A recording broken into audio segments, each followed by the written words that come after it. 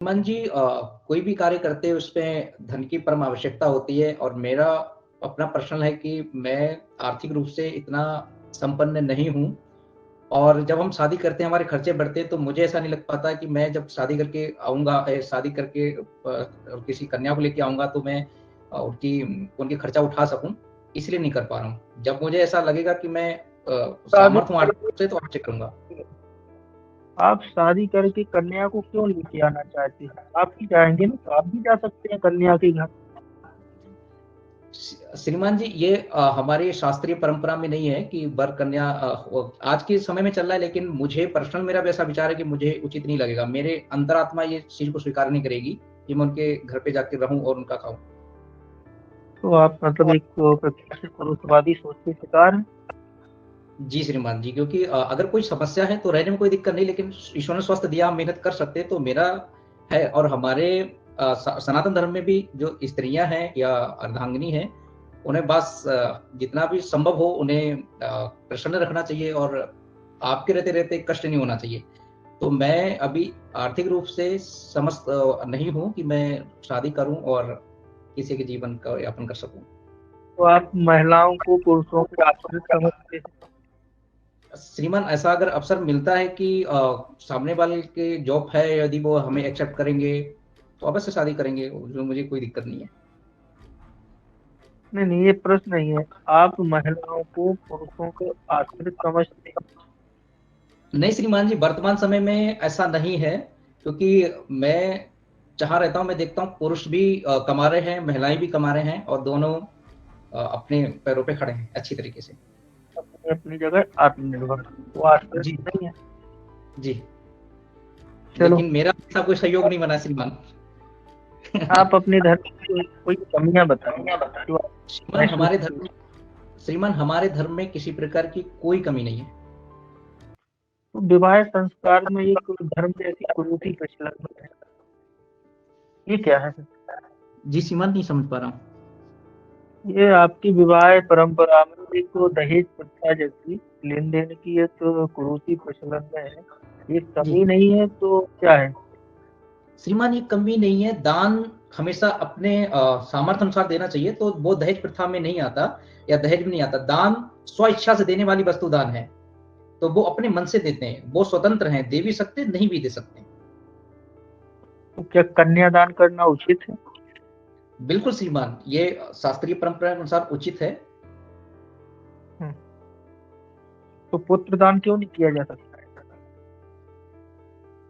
श्रीमान पुत्रदान नहीं किया जाता, इसके पीछे कारण तो आज तक मैंने भी नहीं सोचा, लेकिन कन्या का अभी तक सुना है कि कन्या को दान देना चाहिए। और लक्ष्मी जो कन्या होती है वो लक्ष्मी स्वरूपा होती है और लक्ष्मी को रखते नहीं है, दान देते ही हैं, जिससे कि वो अंश और वंश की वृद्धि करे। आप सैनिक आरटीजीएस में हैं, आप सेना सैनिक आपकी बात ही नहीं सुन रहे हैं, जी तब आप उस स्थिति में कैसा महसूस करेंगे? श्रीमान, मैं ये महसूस करूंगा यदि सैनिक मेरी बात नहीं सुन रहे तो इसके पीछे कारण क्या है कि मैं सैनिक के ऊपर एक अच्छा विचार नहीं दे पा रहा हूँ या उन्हें समझा नहीं पा रहा हूँ। इसमें मैं थोड़ा चिंतन करूंगा कि आखिर वो मेरी बात क्यों नहीं मान पा रहे हैं। तो मतलब आप अपने अंदर कमियां पहले से महसूस कर रहे हैं, जब तो नहीं सुनेंगे। नहीं श्रीमान जी, मैं पूर्णता नहीं, क्योंकि अगर वो नहीं मानेंगे, यदि मैं किसी बात को आपके सामने रखता हूँ, यदि वो आप नहीं मानेंगे तो मेरे लिए विकल्प छोड़ना होगा कि मैं कोई तार्किक बात या कुछ ऐसी बात रखूं जो मेरी बात मानने के लिए मजबूर हो। लेकिन नहीं मानेंगे तो क्यों नहीं मानेंगे, इस पर थोड़ा मुझे भी मंथन करना पड़ेगा। हो सकता है मैं अनुचित बात उनसे कर रहा हूँ, उचित आप बात वो होगी स्वरूप अवश्य मानेंगे। आपका स्वरूप अच्छा है। कोई मुस्लिम महिला या कोई मुस्लिम लड़की आपको प्रपोजल करती है शादी के लिए, जी और वो आत्मनिर्भर है, तो जी आप क्या शादी करेंगे? श्रीमान जी, यदि वो करते हैं तो, लेकिन मैं इस विषय पे इसलिए मैं अपने घर वालों को सूचित करना चाहूंगा, क्योंकि प्रेम जो होता है वो दोनों तरफ से होता है। ऑफर हमें दूसरे की तरफ से आया, ना कि मेरी तरफ से गया है। लेकिन मेरी तरफ अगर वो आकर्षित हो रहे हैं तो मैं अपने घर वालों को सूचित करूंगा, क्योंकि जो प्रेम का मतलब ये है कि हम आगे अपना वो संबंध अगर शादी के मत के अनुसार चल रहा है तो घर को सूचित करूंगा। अगर फ्रेंड सर्कल तक रहना चाहता है तो हम स्वतंत्र हैं।